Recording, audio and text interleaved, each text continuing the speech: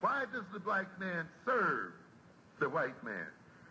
Why does everything the black man do benefit the white man?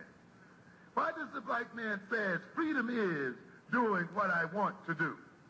And why is it that everything he wants to do enriches the European? Welcome to the desert of the real.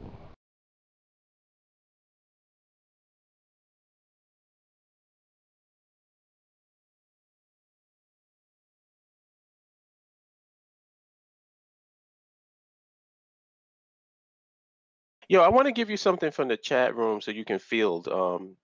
This user that says his name is Native MRV19722, and he says, I respect all of what you're doing, but I myself wouldn't want to cut and run, so to speak.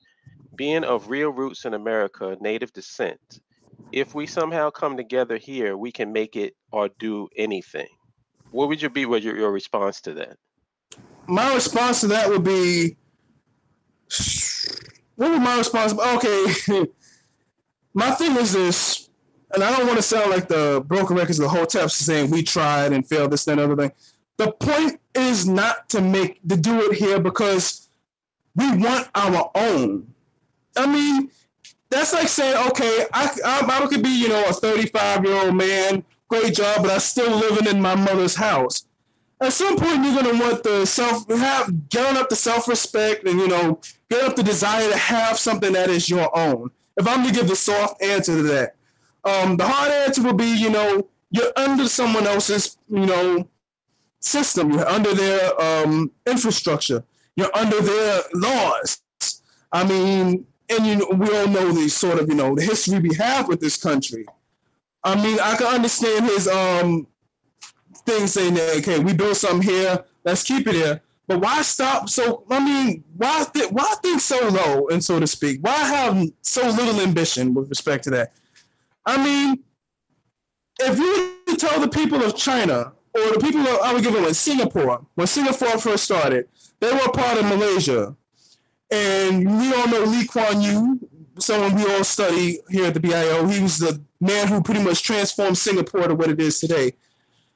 If you were to go to Lee Kuan Yew back then, when it was all getting started, they just got independence from Malaysia, and there were people who were saying, we want to go back to Malaysia, and this guy said, no, we can build our own. Do you think Singapore would be what it is today if he did not decide to take that bold step and say, we're going to have our own? Right. Another one, Paul Kagame of Rwanda. Kala has been posting gems on Rwanda as of late, and what they're transforming into, how they're building themselves up. There comes an intrinsic level of self-respect as a people when you have your own nation and build that nation up. It's just something you can't replicate inside of someone else's nation. If I'm just to give the more, sort of soft core answer to that, the hardcore answer would be the Hotep way, or the truth. That's the only thing we agree with respect to the Hoteps is that, listen, this nation has pretty much been very hostile towards us. They're never going to change. Even if you build up your own stuff, you're still going to be dealing with, their shit. If you want to expand, you can't, you got to go to them to get certain projects built. So if you want to build an enhanced geothermal system, if you got your own community, you got to deal with their regulations. Not only that, you probably got to share your technology with them if you develop it. All this stuff. What Nationhood does, it gives you an intrinsic sense of self-respect as a people. And we owe that to not only ourselves today, but, to our children of the future. I mean, to say that these people who came from this situation established a nation of their own and just, hit the ball out of the park to build that successfully, you gotta have that vision. And, to say that, I would say, go back to this, say we could just, stay here and just settle and stop. You gotta have, I encourage that brother to have more vision. And if you don't want to go to Africa to build, that's fine. If you make it here successful, do what the other, expatriates of other nations do. Send us money, help our economy, use this economy to help us out. I mean, this is no use for you. Fund us, invest in us, If you're successful in America and your company does whatever it does, build some projects in our land. I mean, we're not going to hold it to you, and we're not going to, beat you into doing what we do. That's one thing we don't do. We're not going to try to browbeat you. If you don't really believe in it, then you don't believe in it. We understand. Let things lie as they may. But we're not going to, devote so much energy into convincing someone who may be on the ropes about it, as opposed to just getting someone new who's just going to be totally excited about it. We're going to be a bit more wise with our energies with respect to that. But I do appreciate the question. I want to answer it too.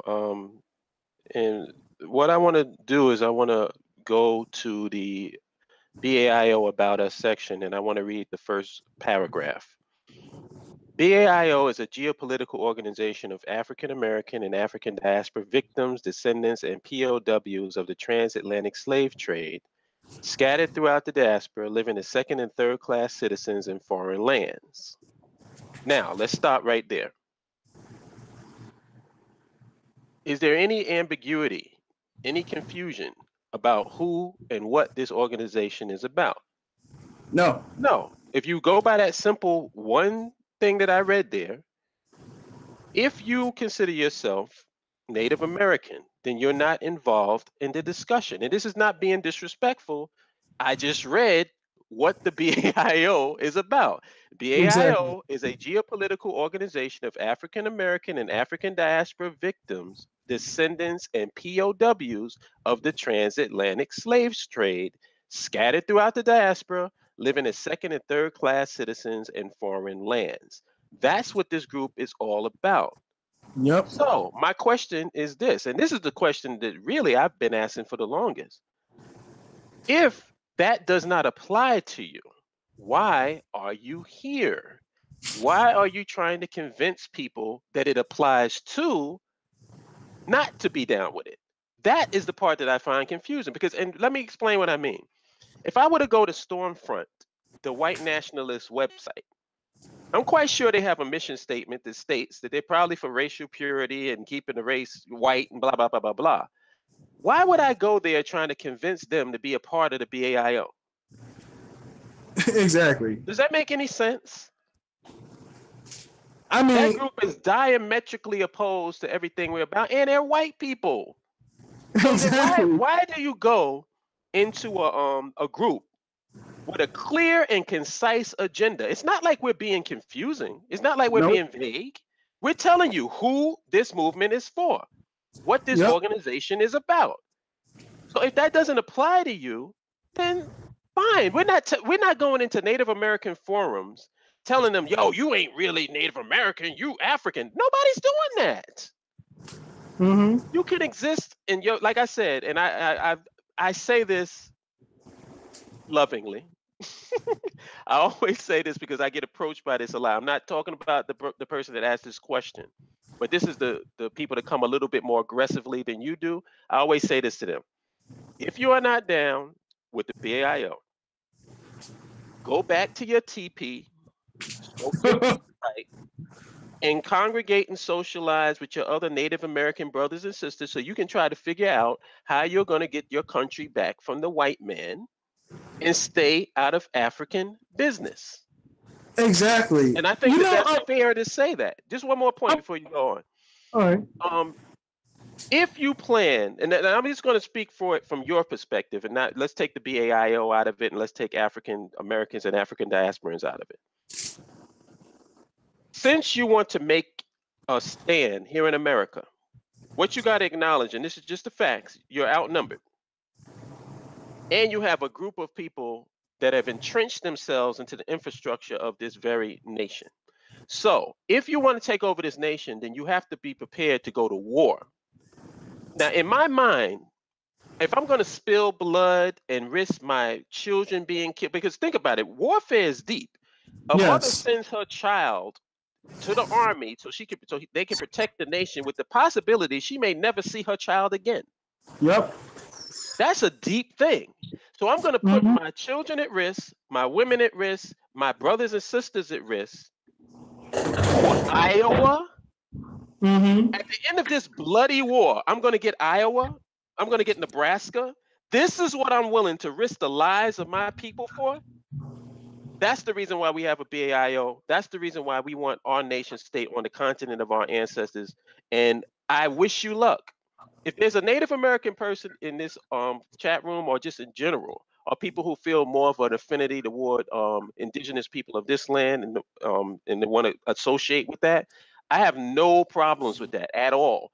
My problem is when you try to come into the mix and try to bring people away from our message who are down with our message. Because then I start to question whether you're just being disingenuous or not. That's just me. It was war they wanted and war they got, but they put it in the heat where my Uzi got hot when I